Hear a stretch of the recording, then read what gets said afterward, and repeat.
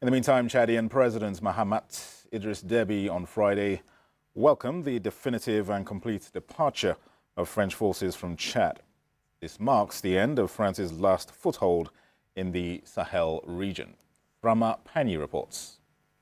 After a closed-door military ceremony a day earlier, Deby addressed Chadian forces and diplomats at an event in the capital in N'Djamena. The handover of the Kossi base, the French Army's last of such facility in the Central African country, follows Chad's surprise breaking off of military cooperation with its former colonial ruler in late November. "We are not breaking off our relationship with France, but we are ending the military dimension of this cooperation," Deby said at the base where only the Chadian flag is now flying.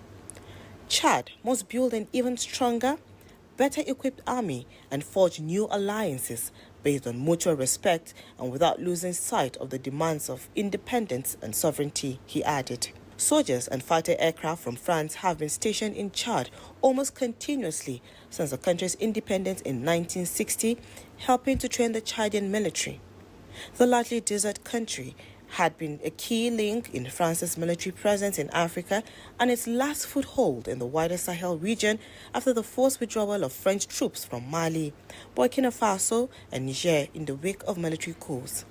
France is now reconfiguring its military presence in Africa. Meanwhile, Senegal is negotiating the withdrawal of French forces by the end of this year, and Paris's military presence in Côte d'Ivoire and Gabon is being cut back.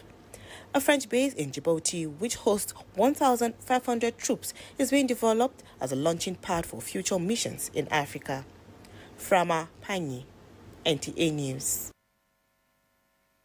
In the meantime, leaders and ministers from the Southern African Regional Group gathered in the Zimbabwean capital Friday ahead of a summit on the conflict in Eastern Democratic Republic of Congo, which has raised concerns for regional security. Let's hear again from Framapani. 16-nation Southern African Development Community, SADC, was called after the Rwandan-backed armed group M23 captured most of the city of Goma in the DRC's mineral-rich east this week in an escalation of violence spanning decades. 13 soldiers from South Africa and 3 from Malawi have been killed in the conflict since last Friday, most of them part of SADC peacekeeping mission deployed in the area in 2023. South African President Cyril Ramaphosa was due in Harare, but Malawi's leader will be represented by the country's foreign minister, their office said.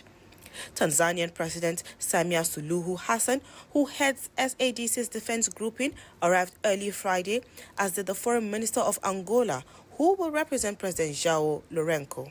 Lourenço, the African Union appointed mediator in the conflict, again urged the leaders of Rwanda and the DRC to return to negotiations with a view to a summit in Luanda as a matter of urgency. Rwanda's President Paul Kagame refused to attend the meeting with his Congolese counterpart Felix Tshisekedi in Luanda mid-December. Rwanda is not part of the SADC, currently chaired by Zimbabwean President Emmerson Mnangagwa, but the DRC is a member. Rwanda has never admitted to military involvement in the conflict, but alleges that the DRC supports and shelters the FDLR armed group created by former Hutu leaders who massacred Tutsis during the 1994 Rwandan genocide.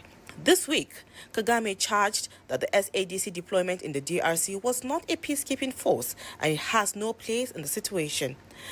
The SADC mission in the Democratic Republic of Congo deployed to the eastern DRC in December 2023 to restore peace and security amid growing instability.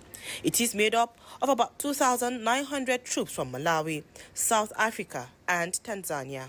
Frama Pani, NTA News.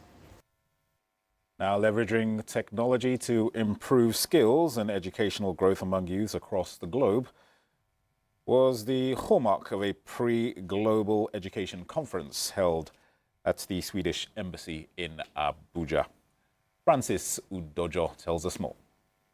With most developed countries leveraging technology to enhance an all-round development, the Sweden-Nigeria Education Exchange Conference couldn't have come at a better time than now, as it aims at setting a platform where collaboration between academics and academia, industries, government could be formed to innovate do research together, and prepare the youths for the future. This is to ensure that the educational system in Nigeria is sustainable and of global standard.